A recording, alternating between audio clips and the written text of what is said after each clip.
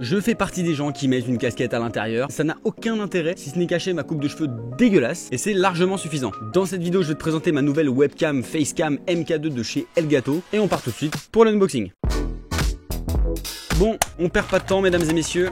Allez bim, regardez-moi cette boîte, elle est toute en beauté, c'est incroyable. On retrouve évidemment les caractéristiques principales de la webcam. Il y a énormément de choses donc on y reviendra plus tard. Donc là on est à l'étape de l'unboxing, mais je vous conseille de rester jusqu'à la fin de la vidéo et de la regarder en entièreté, puisqu'après on va passer... je crois que j'ai fait tomber la caméra. On va refaire cette scène, Je vous conseille de rester jusqu'à la fin de la vidéo et de la regarder en entière, puisqu'on va ensuite installer la webcam et enfin on terminera avec quelques tests pour la comparer avec différentes caméras, ce qui va nous permettre de déterminer si elle est vraiment adaptée à votre besoin ou pas. Entre temps, moi j'ai pu déballer la caméra, donc on la retrouve ici dans son petit plastique. Je vais évidemment la mettre de côté pour le watch time et on va rapidement passer sur les accessoires qui sont fournis avec la webcam. Évidemment on retrouve le câble pour l'alimenter, USB type C classique, il est assez rigide et plutôt épais et on retrouve le petit logo Elgato sur le port USB. Ce qui m'interpelle surtout c'est la longueur du câble, il a l'air hyper long, c'est évidemment un point positif parce que ça arrive très régulièrement que ce genre de périphérique arrive avec des câbles carrément trop courts et au final on est obligé d'en racheter d'autres à côté. J'ai pas trouvé la longueur du câble sur le site donc j'ai fait un test très scientifique. Je pense que le câble fait 2 mètres. S'il fait plus, c'est que je suis un géant, littéralement. On a aussi une notice pour l'installation de la webcam. Si vous regardez la vidéo en entier, vous en aurez clairement pas besoin. On va maintenant se concentrer sur la caméra en elle-même, découvrir ce qui se trouve dedans, mesdames et messieurs. Normalement c'est une webcam et ça a l'air d'être une webcam, donc jusque là tout va bien. Par contre elle est hyper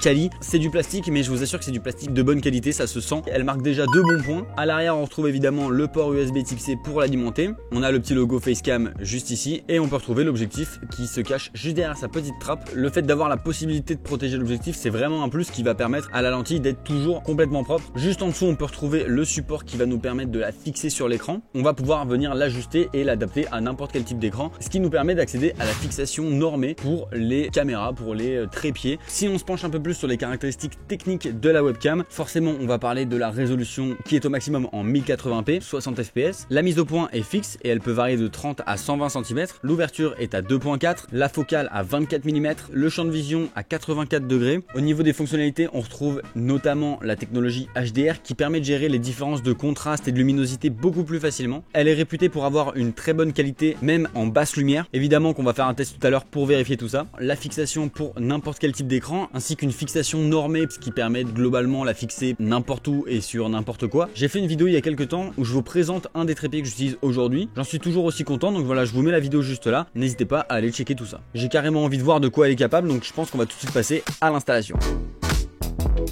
3 étapes pour faire l'installation. Il faut brancher le câble USB-C à la webcam, brancher le câble USB à votre PC et enfin fixer la webcam sur votre écran ou sur un trépied. J'ai oublié d'allumer la lumière. Et on est quand même mieux là, c'est Noël ou c'est pas Noël? Non mais attends, il est fou lui. Bon bref, la webcam est en place, on va pouvoir maintenant se rendre sur le site de Elgato. Vous retrouverez évidemment le lien dans la description et vous allez pouvoir télécharger le Camera Hub. L'objectif c'est vraiment de venir configurer la caméra pour avoir le meilleur rendu en changeant des paramètres de colorimétrie, en ajoutant des filtres, etc. Il y a pas mal de choses. Ensuite on va pouvoir l'ouvrir. C'est une installation classique en suivant. Vous pouvez définir le répertoire d'installation, installer, c'est parti. On clique sur terminer. C'est hyper fluide. Oh, la qualité est folle, c'est incroyable. Ok, bon bref, on peut sélectionner les caméras. On a ici le format. On va pouvoir zoomer ici. Wow, c'est fou, oh, la qualité est dingue parce que là j'ai zoomé, hein. J'ai accès à un paramètre qui s'appelle suivi du visage. La petite mise à jour de la caméra, nickel. Oui. Ça fait 6 mois là que je suis là, que j'attends. C'est pour ça qu'il n'y a pas eu de vidéo depuis.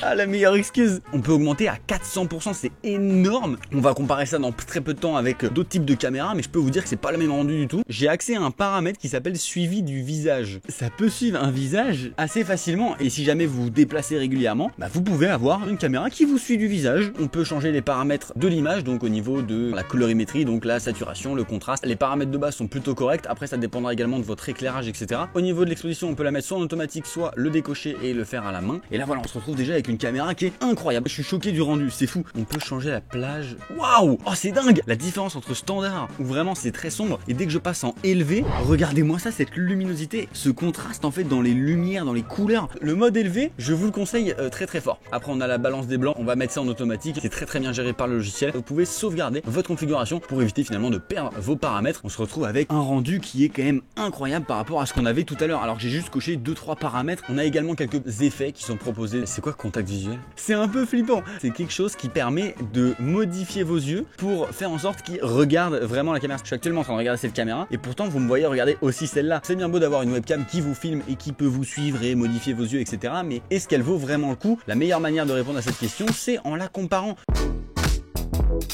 Ici vous voyez la webcam et un iPhone XR que j'utilise depuis plusieurs années pour faire mes vidéos et mes lives. Vous pouvez constater la différence en termes de résolution. On peut également prendre en compte la largeur de la caméra. Donc si jamais vous avez déjà un iPhone, vous pouvez savoir si ça vaut vraiment le coup pour vous d'acheter la webcam ou bien si l'iPhone vous suffit. Ce que je suis en train de faire c'est criminel. J'ai vraiment un iPhone, par-dessus il y a la webcam Elgato et par-dessus il y a une autre webcam. Actuellement je compare la Elgato MK2 avec une webcam achetée sur Amazon pour 25 €. On peut peut-être se dire que ça vaut le coup. Je pense qu'on peut s'arrêter là pour cette caméra. Maintenant je vais comparer la Elgato MK2 avec la Elgato MK2 mais dans des conditions lumineuses différentes. Actuellement j'ai 2-3 lampes et un petit peu de lumière au niveau de l'arrière-plan et maintenant si je passe totalement dans le noir, ce qui est génial c'est qu'on ne perd pas en fluidité. C'est l'un des problèmes principaux quand on a une webcam basse qualité. Une des forces de la webcam c'est vraiment sa polyvalence d'utilisation. On peut évidemment passer des appels vidéo mais également pour faire du streaming. Transition toute trouvée pour vous rappeler que je live 5 fois par semaine sur Twitch. Je fais principalement du sim racing. Si jamais ça t'intéresse, le lien est dans la description.